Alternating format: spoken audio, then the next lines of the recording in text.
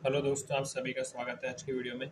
आज की वीडियो में हम बात करेंगे कि हमें मिनिमम कितने अमाउंट को कम से कम मार्केट में डालना चाहिए ट्रेडिंग स्टार्ट करने से पहले। तो उससे पहले मैं ये समझता हूँ कि ट्रेडर्स जो होते हैं वो दो तरह के होते हैं जिनके बारे में हम बात करेंगे। एक तो ट्रेडर्स वो होते हैं जो बिल्कुल अवेयर है। अवेयर का मतलब जिनका या तो बैकग्राउंड रहा है स्टॉक मार्केट से रिलेटेड, या उन्होंने पढ़ाई की है, या वो थोड़ा बहुत मार्केट के बारे में जानते हैं, या ज़्यादा भी जानते हैं थोड़ा बहुत भी जानते हैं, तो वो अवेयर वाली कैटेगरी में हम रखते हैं। और एक है जो कि बिल्कुल मार्केट के बारे में अभी अवेयर नहीं है पर वो इच्छा रखते हैं कि उन्हें भी मार्केट में आना है। तो सबसे पहले हम उन लोगों के बारे में बात करेंगे जिनका मार्केट में कोई बैकग्राउंड नहीं है और वो इच्छा रखते हैं कि वो मार्केट में आना चाहते हैं। तो सबसे पहले जो अनअवेयर हैं उनके बारे में मैं कहूँगा। देखिए, अनअवेयर से मतलब मैं ये नहीं कह रहा। अनअवेयर से मेरा मतलब सिंपली इतना है कि आप मार्केट के अंदर टेक्निकल और जो फंडामेंटल एनालिसिस वगैरह है ये सब आप अभी उतना नहीं जानते हैं, उतना अवेयर नहीं है। चार्ट एनालिसिस के बारे में, ऑप्शंस के बारे में आप इतना अवेयर नहीं है। क्योंकि ट्रेडिंग के अंदर जब हम बात करते हैं ना, तो हम बेसिकली तो इक्विटी ट्रेडिंग होती है और एक एफ एंड ओ ट्रेडिंग होती है। तो मैं वही कह रहा हूँ कि इनके पर्सपेक्टिव से रिलेटेड जो भी टेक्निकल्स हैं वो आप उतना अवेयर नहीं हैं, वो हम अनअवेयर की कैटेगरी में डालते हैं। तो अगर वैसा है तो उसमें मैं कहूँगा कि आपको सबसे इंपॉर्टेंट चीज़ है कि आप पहले पैसा ना डाल करके आपको सबसे पहले वर्चुअल ट्रेडिंग स्टार्ट करना चाहिए। देखिए, ये मैं इसलिए बोल रहा हूँ कि मैंने खुद ने ऐसा किया था लगभग 2018-19 के आसपास, जब मैं मेरे ट्रेनिंग में भी नहीं गया था। तो उस समय मेरे पास पैसे नहीं होते थे पर इंटरेस्ट था, तो मैंने वर्चुअल ट्रेडिंग स्टार्ट की थी। उस समय एक प्लेटफॉर्म आता था ICICI वर्चुअल ट्रेडिंग करके, अभी भी शायद वो अवेलेबल होगा, तो आप वहाँ यूज़ कर सकते हैं। आजकल सेंसिबल भी कुछ समय के लिए आपको वर्चुअल ट्रेडिंग के लिए प्लेटफॉर्म प्रोवाइड करता है, और भी कई सारे ब्रोकर्स होंगे या और भी कई सारी वेबसाइट होगी जहाँ पे आप वर्चुअल ट्रेडिंग कर सकते हैं। तो यहाँ पे जाके आप पहले सीखिए, टेक्निकल्स को समझिए। आप इनके थ्रू अपने एनालिसिस को और अपने फंडामेंटल्स को, अपने टेक्निकल्स को इम्प्रूव कर सकते हैं। लेकिन अगर आप सच में मार्केट में पैसा लगाकर ही सीखना चाहते हैं, क्योंकि एक बात ये भी है कि जब मार्केट में आपका पैसा लगता है तभी आप एक्चुअल में सीखने की कोशिश करते हैं। वर्चुअल में लोग इतना सीखते भी नहीं है, वो डिपेंड करता है आपका इंटरेस्ट कितना ज़्यादा है, तब आप वर्चुअल में करते हैं। मैं करता था तो मैं वर्चुअल में बहुत अच्छे से ट्रेड करता था, लेकिन फिर मुझे लगा कि ठीक ठाक हम सीख गए हैं थोड़ा बहुत, तो हमें डायरेक्ट करना चाहिए। क्योंकि जब पैसा लगता है ना तब आदमी ज़्यादा सीखता है, और मैंने भी तभी सीखा जब मैं खुद से पैसा इन्वेस्ट करता था, तो मैं ज़्यादा सीखता था। हालांकि डूबते थे पैसे स्टार्टिंग में, बट मैं कहूँगा कि जैसे कोई बिजनेस स्टार्ट होता है तो बिजनेस में भी इनिशियली में आपको कुछ एक्सपेंसेस देने पड़ते हैं। तो वही एक्सपेंसेस समझ लीजिए आप यहाँ पे भी मांगता है, वो एक तरह से लॉस के फॉर्मेट में होता है और कुछ नहीं है। तो अगर आप इन्वेस्ट करना चाहते हैं तो दैट आई विल से कि टोटली आपकी आपकी चॉइस के ऊपर डिपेंड करता है कि आपके लिए वो अमाउंट सिग्निफिकेंट है या नहीं है। थोड़ा ही अमाउंट डालिएगा, ज़्यादा अमाउंट नहीं।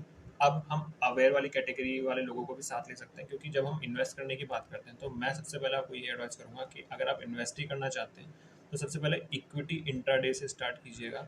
इक्विटी इंट्राडे में सबसे अच्छी बात ये है कि यहाँ पे जो आपकी लॉस, मैं कहूँगा जो रिस्क आपका होता है, वो रिस्क कंपैरेटिवली कंपैरेटिवली हम किससे कंपेयर कर रहे हैं? एफ एंड ओ से। यहाँ पे कम रिस्क होता है, यहाँ पे रिस्क ज़्यादा आपको मिलेगा एफ एंड ओ के अंदर। लेकिन जो इक्विटी इंट्राडे है वहाँ पे लॉस बहुत कम होता है कंपैरिजन में एफ एंड ओ से।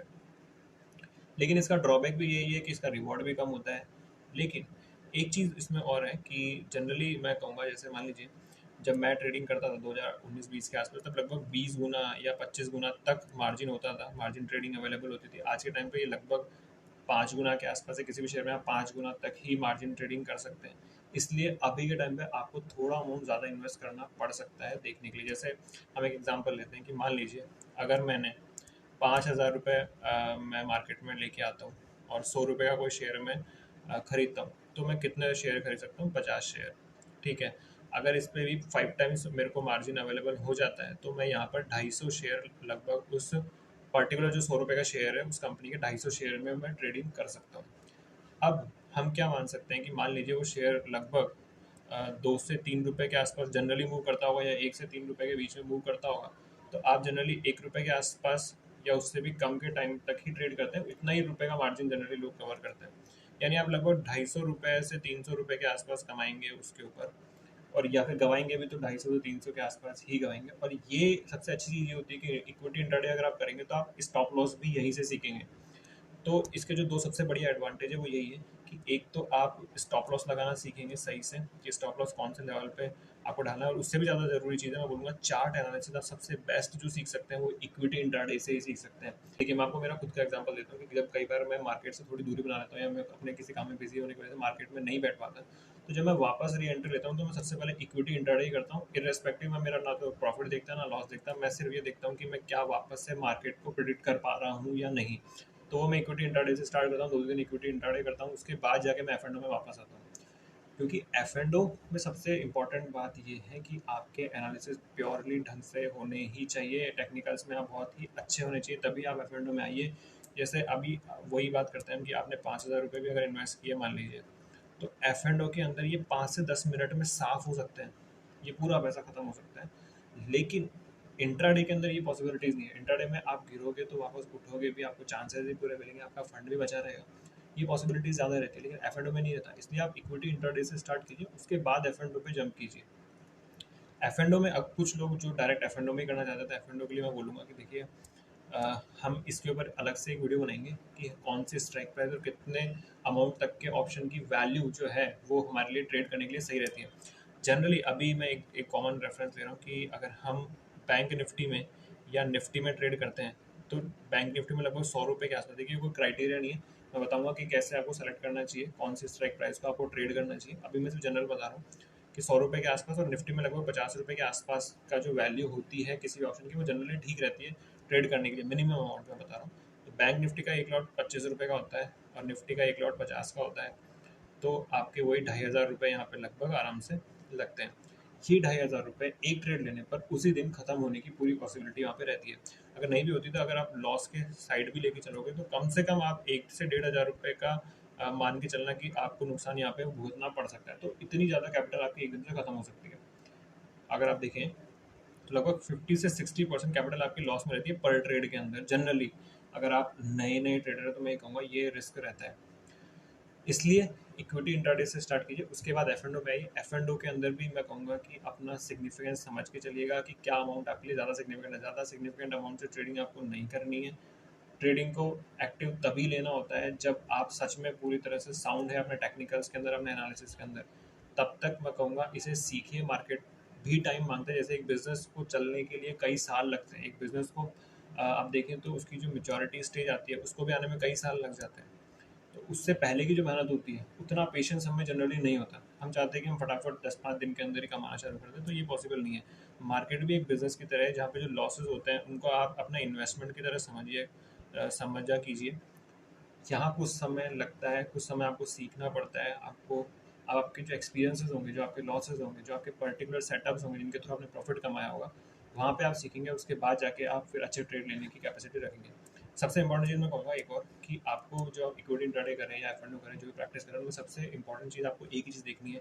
एक ऐसा सेटअप आपको देखना पड़ेगा जिस सेटअप में आप माहिर हो, कि इस सेटअप के ऊपर मैं बहुत अच्छे से ट्रेड ले सकता हूँ। जैसे मैं मेरा खुद का बताता हूँ कि मैंने आपको पिछली वीडियो में बोला था कि मैं कभी कभी ट्रेड लेता हूँ। कभी कभी मैं तब लेता हूँ जब मुझे लगता है कि ये सेटअप मेरे अकॉर्डिंग है और मुझे पता है कि मैं इसको बेस्ट ट्रेड कर सकता हूँ। मुझे पता है कि इस सेटअप को मेरे से बढ़िया कोई ट्रेड नहीं कर सकता, मतलब मेरे से बढ़िया कर सकता होगा, और मुझे लगता है कि मैं इससे बेस्ट किसी सेटअप में ट्रेड नहीं कर सकता, तो मैं उसी सेटअप में ट्रेड लेता हूँ। वो आपको इक्विटी इंट्राडे और एफ एंड ओ में जब आप थोड़ा बहुत स्टार्ट करेंगे वहाँ से आपको समझ में आएगा। तो मैं इसलिए यही कह रहा हूँ कि आपको ये पकड़ना पड़ेगा कि ऐसा कौन सा सेटअप आपने ढूंढा है जिस सेटअप में आप बेस्ट ट्रेड कर सकते हैं, और फिर आपको हमेशा उसी सेटअप के ऊपर ट्रेड लेना चाहिए। मेरा यही मानना है, अगर आपको प्रॉफिटेबिलिटी में रहना है तो अगर बात करें पर्टिकुलरली अमाउंट के हिसाब से, तो मैं कहूँगा अमाउंट की लिमिट कुछ नहीं होती। अगर आप चाहें बिल्कुल ही अनअवेयर हैं तो आप वर्चुअल से भी स्टार्ट कर सकते हैं। आप में लगन होनी चाहिए। इतना ध्यान रखिएगा, मार्केट पेशेंस मांगता है, मार्केट को थोड़ा टाइम देना पड़ता है। उसके बाद आप अपने आप ही आप में पैसा इन्वेस्ट करने का जो जोश है, जो हिम्मत है, वो अपने आप में आ जाएगी जब आप थोड़ा बहुत मार्केट सीख जाएंगे।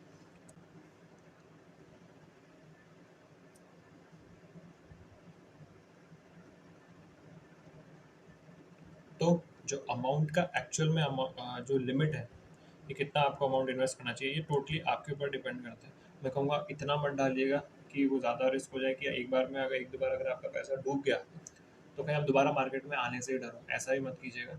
बिल्कुल नॉमिनल अमाउंट डालिएगा जो आपको लगता है कि आप के लिए ज़्यादा सिग्निफिकेंट भी नहीं है। मार्केट को सीखने का एक पेशेंस आपको बना के रखना पड़ेगा। आपको लर्निंग फेज में रहना पड़ेगा कि हाँ मुझे मार्केट से सीखना है, तब जाके आप मार्केट से अच्छा पैसा कमा सकते हो। तो ये थी जनरल डिस्कशन कि आपको कितना, क्योंकि मुझे काफ़ी सारी क्वेरीज आती थी जब मैं ऑफिस में रहता हूँ, तो कई लोग मेरे पास अकाउंट खुलवाते हैं, मुझे बोलते हैं कि हमारा अकाउंट खुला दीजिए। उसके बाद थोड़े दिन बाद ही मुझे बोलते हैं कि भैया आप कितना अमाउंट डालें उसके अंदर, क्या अमाउंट हमें इन्वेस्ट करना चाहिए। तो मुझे लगा ये जनरल क्वेश्चन है तो एक बार मुझे आंसर कर देना चाहिए, हो सकता है आपकी भी क्वेरी हो। तो अगर आपको लगता है कि मैंने आंसर किया तो एक थम्स अप दीजिएगा। तो मिलते हैं नेक्स्ट वीडियो के अंदर, तब तक thank you so much, bye bye.